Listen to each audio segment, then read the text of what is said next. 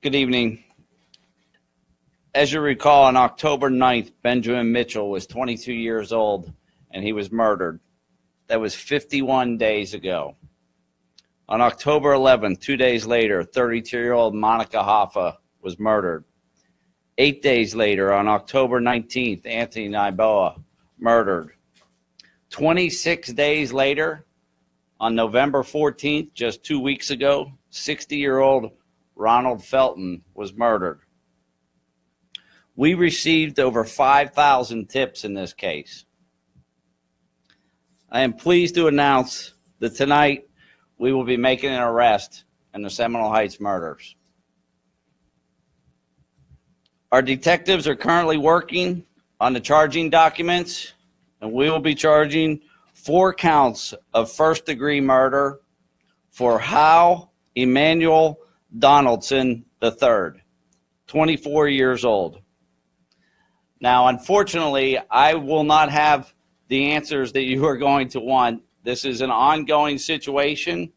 We responded out to the area about 2:30 this afternoon. We received some information about Mr. Donaldson having a firearm at the McDonald's. One of his coworkers approached a police officer. That is what led us to that. Through our investigation, several hours later, we will be charging Donaldson, like I said, with 4 counts of first-degree murder.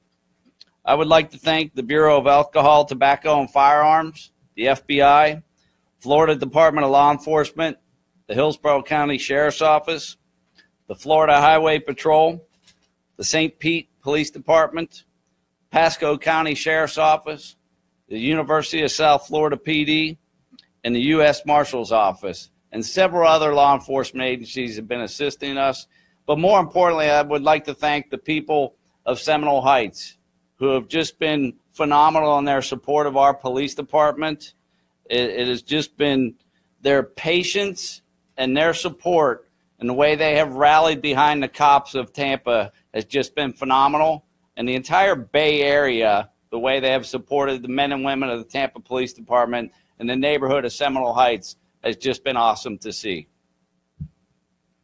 Mayor? You know, 51 days ago, I said this was a struggle between good and evil. Well, tonight, goodness has won. Tonight, in the battle between darkness and light, light has won.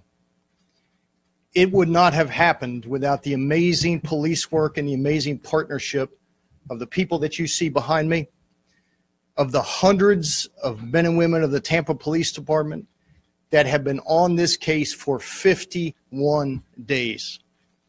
They put their lives on the sidelines. They put their normal jobs on the sidelines, and they focused on one thing, and that was to catch a killer. I cannot tell you how proud I am of them. I cannot tell you how proud I am of the partnership that we have with our fellow law enforcement agencies. I can't tell you, and I know I speak for the people of Seminole Heights, who stood up with us shoulder to shoulder, who never left during the tough times, who never quit on us, nor did they ever quit on the men and women of law enforcement. They had our backs and we had theirs. We could not have done this without their support and the support of this entire community. Tonight is the beginning of when justice will be served. And then the process will occur when this individual rots in hell. TPD did their job. The troopers did their job. FDLE did their job. The FBI did their job. Seminole Heights did their job. And tonight, we're bringing someone to justice who doesn't deserve the right to walk amongst us. These folks deserve the credit. Now, let's go bring justice to the families that are here today. Any questions? Any words about the fast food workers who initially brought this to the attention of the Tampa Police Department? Obviously, they were very concerned, spotting a gun. I don't know how much they knew about it. This was actually a serial murderer, or if they were just concerned about the gun. But what do you have to say about that? What I have to say is thank you for having the courage to step forward and doing the right thing. You know, if doing the right thing were easy, then everybody would do it. And unfortunately, we don't have enough of that. The people that helped us today are what make this a great city, and I just cannot thank them enough. Did you confess to the crimes? We're not releasing anything like that. It is still ongoing. The charging documents are still being crafted and put together, so it's going to be some time before we can release any type of information like that. Is he answering questions though, or being cooperative? We're still going through the whole process. Can you confirm if he worked at that McDonald's? I don't know for sure that he worked there still. I believe at one point he did. I don't know if he still does or did. You had mentioned optimism right from the beginning today.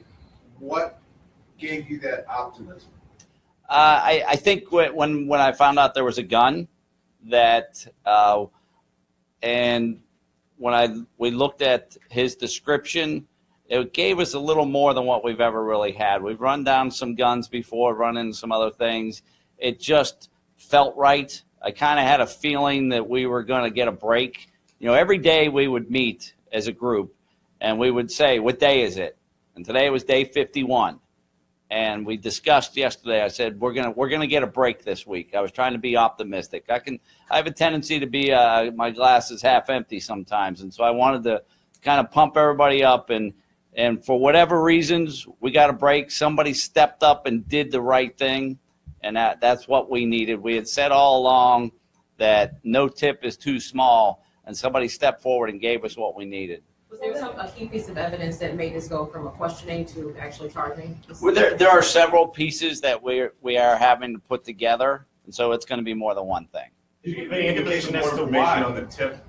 Can you give us anything on the tip without, you know, jeopardizing the investigation about what that caller said? I know that you guys have been running on thousands of tips anyway, but can you give us any insight into that?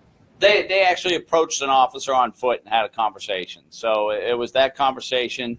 And then as far as we are still trying to figure out what this person's ties to the neighborhood is. We're not sure why he was in this neighborhood.